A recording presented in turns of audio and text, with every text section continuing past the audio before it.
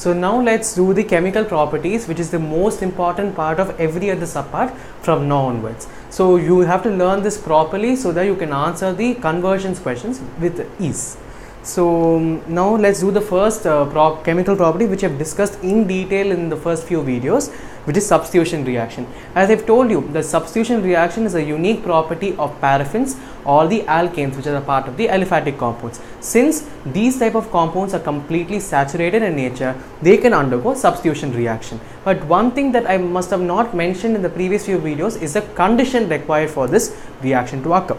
So now the condition required will be 600 Kelvin temperature or diffuse sunlight. So normally for this reaction to occur, I would have just explained the way in which the reaction occurs and how the hydrogen gets substituted by either a halogen or a methyl group or any other group.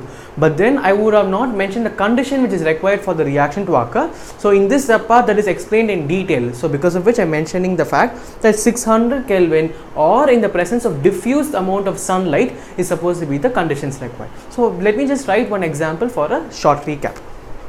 So C3H8 is supposed to be an alkane, and then you write plus HCl. So one chlorine is replaced by one hydrogen, so it becomes C3H7Cl plus HCl. And as I've told you before, this substitution reaction continues till the amount of hydrogen is present. So till the hydrogen is present, the substitution reaction continues. So in this, for example, this is an example with respect to propane, but with respect to methane, two important products will be obtained. So normally with respect to methane, when you start this reaction, you will get two important intermediate products. So now the first important intermediate product during this reaction is known as chloroform. And then the second important intermediate is supposed to be carbon tetrachloride. So now, and then we know that carbon tetrachloride is CCl4, and then now this one will be CHCl3. Normally you will get confused between CH3Cl and CHCl3. CH3Cl is nothing but methyl chloride, which is not an important product compared to chloroform and carbon tetrachloride. Chloroform has a very important role in the medicinal industry, but now we don't use that. But in the olden days, we used chloroform as an anesthetic substance. Since it has become very harmful, we have stopped making the use of chloroform. In the topic uses, which I said I will not be handling, you will be learning about the uses of chloroform and carbon tetrachloride. So chloroform is used in the medicinal industry as an anesthetic substance. So carbon tetrachloride, as I have told you, it is nothing but a solvent for all the organic substances. These two compounds are the intermediate products during the substitution of CH4 with the help of HCl, and the conditions required will be 600 Kelvin in the presence of diffuse sunlight. So you get a lot of intermediate products. There is a difference in the boiling point in all these intermediate products. Due to this distinct difference in the boiling point, you can separate them using fractional distillation. You must have learned in your lower classes about how the fractional distillating the machine or whatever substance you use for separating all the compounds using fractional distillation. You would have seen how the structure looks. So with that substance, you separate all the intermediate compounds, which is mainly based on the differences in the boiling point. So by fractional distillation, you can separate CHCl3 and CCl4, which are the intermediate products, because of the difference in the boiling point.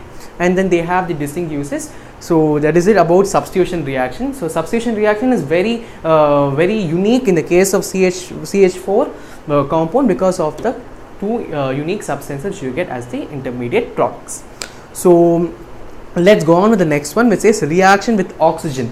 Normally reaction with oxygen takes place in two conditions. So the first condition is with normal supply of air. So normally in these two things, the balancing becomes very difficult, but then it's enough for now if you know what the major products will be in normal supply of air and in insufficient supply of air. In normal supply of air, the two products will be carbon dioxide and water.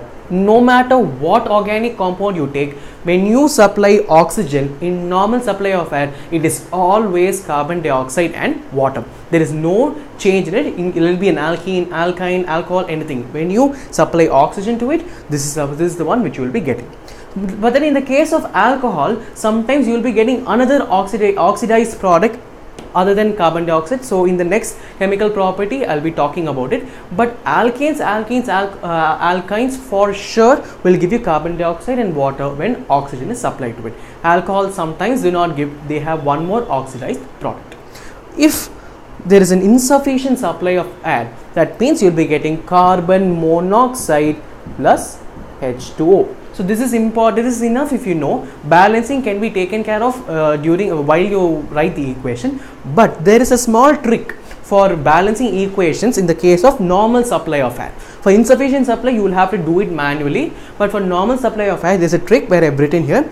So you can memorize this. So CXHY plus X plus Y by 4 O2 gives you XCO2 plus Y by 2 H2O. So here X is the number of carbon atoms and Y is the number of hydrogen atoms. So in case if the question says when oxygen is supplied to methane in normal supply of air, that means you can substitute X as 1 and Y as 4 and then substitute it in this whole equation, so you will have the complete balanced equation.